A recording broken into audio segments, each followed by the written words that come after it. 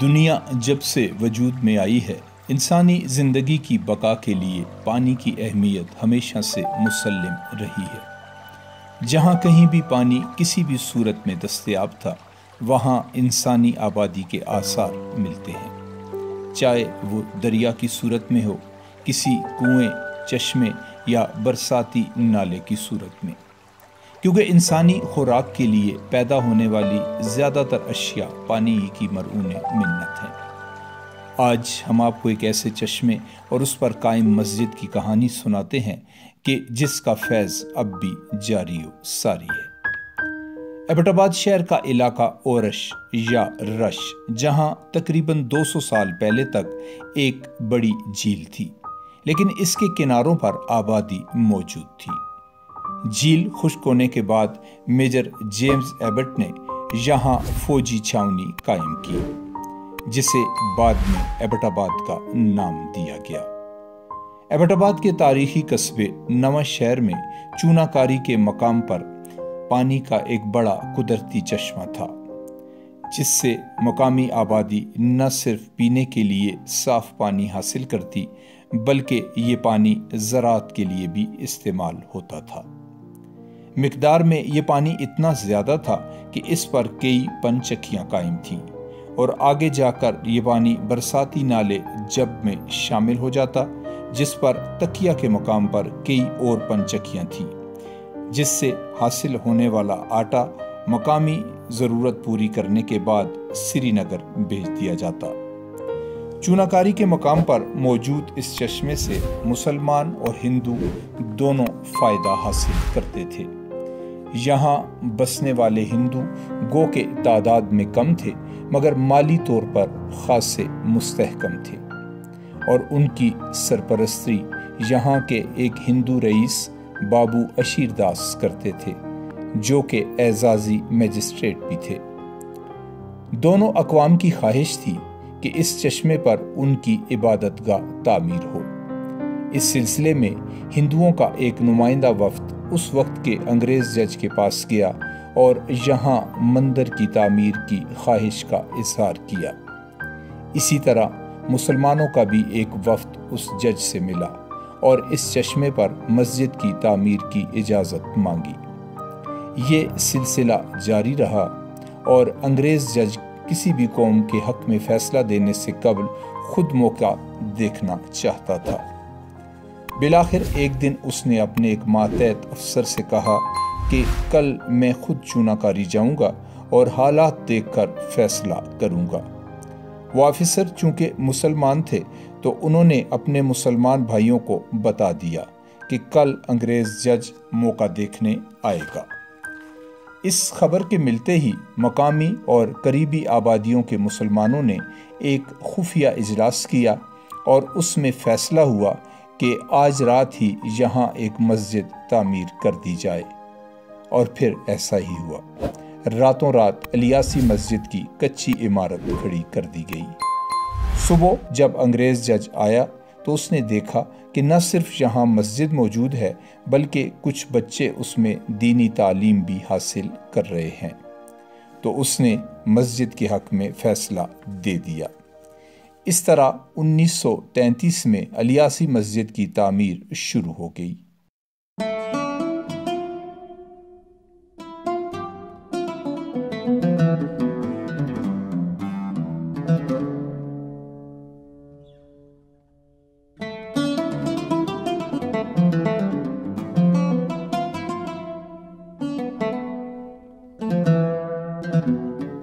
اس مسجد کی پختہ تعمیرات کا آغاز پاکستان بننے کے بعد 1958 میں ہوا۔ تاریخی الیاسی مسجد کا ڈیزائن اپنے دور کے ماہر ترین راج مستری ٹھیکیدار فضل الدین بابا نے تیار کیا۔ اسکول اور کالج کی تعلیم نہ ہونے کے باوجود بھی اپنے شعبے میں ان کی مہارت دیکھ کر یہ کہا جا سکتا ہے کہ وہ پیدائشی انجینئر تھے۔ الیاسی مسجد کے آرکیٹیکٹ فضل الدین بابا کی تعمیر کردہ دو اور عمارات پیلس ہوٹل ایبٹ آباد اور جامعہ مسجد بالا کوٹ آج بھی ان کی مہارت کی گواہی دے رہی ہیں۔ الیاسی مسجد کی تعمیر کے لیے جو کمیٹی بنائی گئی اس کی سربراہی محمد جلال خان عرف جلال جی نے کی۔ اس مسجد کی تعمیر میں اس بات کا خاص خیال رکھا گیا کہ یہاں موجود چشمہ اپنی اصل شکل میں قائم رہے، اور اس مسجد کی دیواروں میں نہ تو لوہا استعمال ہوا اور نہ ہی کوئی پتھر یا اینٹ، بلکہ قریبی پہاڑی کے پتھر توڑ کر چھوٹے پیس بنائے گئے جنہیں قتل یا قتلاں بھی کہا جاتا ہے۔ ان قتلوں کو ہر نوعی کی بجری اور سیمنٹ کے ساتھ ملا کر ہر دیوار سیٹوں بھر کے تیار ہوئی۔ ہر نو سے بجری لانے کے لیے درجنوں بیل گاڑیاں استعمال کی گئیں۔ اس مسجد کی تعمیر میں دیگر رضاکاروں کے ساتھ ساتھ نواں شہر ہائی اسکول کے طلباء نے بھی حصہ لیا۔ الیاسی مسجد کے بڑے ہال کی اتنی بڑی چھت ڈالنا اس وقت کا ایک اہم کارنامہ سمجھا جاتا ہے۔ یہ عمارت اور چھت آج بھی قائم ہے اور اس نے کئی بڑے زلزلے بھی برداشت کیے، مگر کسی دیوار میں ایک دراڑ تک نہ آئی۔ الیاسی مسجد کے ہال کی سیلنگ میں جو پھولدار چادر استعمال ہوئی، یہ خاص طور پر جاپان سے منگوائی گئی۔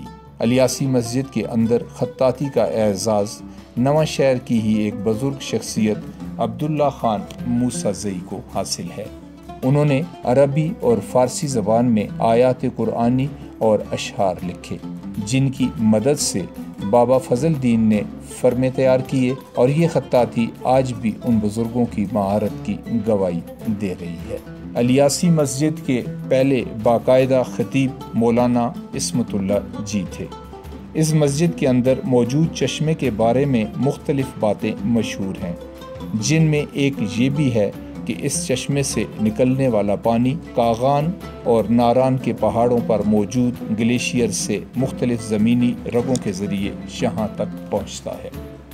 بہرحال اس پر کوئی باقاعدہ تحقیق نہیں ملتی، مگر اس چشمے سے نکلنے والا پانی ٹھنڈا، میٹھا اور اتنا شفاف ہے کہ اسے پینے کے لیے لوگ دور دراز سے یہاں آتے ہیں اور ساتھ لے جانا بھی سعادت سمجھتے ہیں، اور یہ فیض سارا سال جاری رہتا ہے۔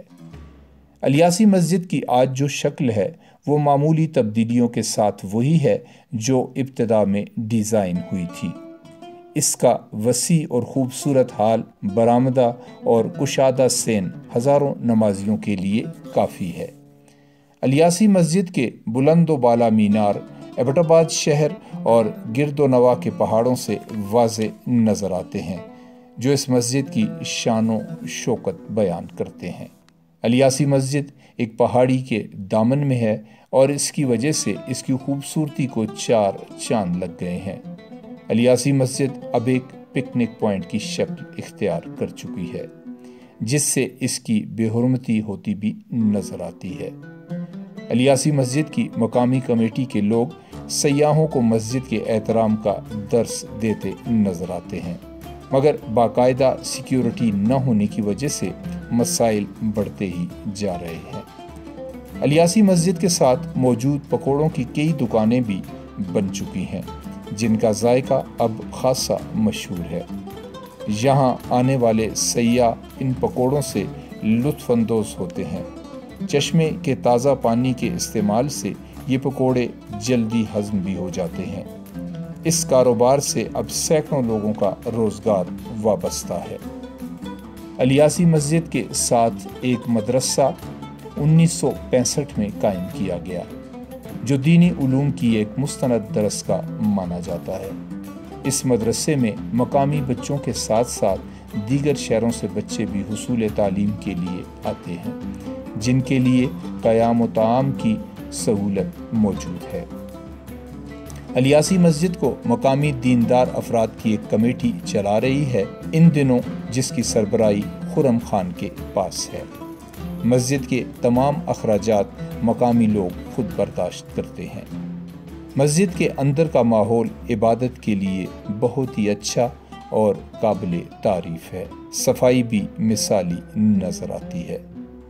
الیاسی مسجد کا شمار ہزارہ ڈویژن کی تاریخی مساجد میں ہوتا ہے، جس کے چشمے کو دیکھنے کے لیے سیاحوں کی آمد کا سلسلہ سارا سال جاری رہتا ہے۔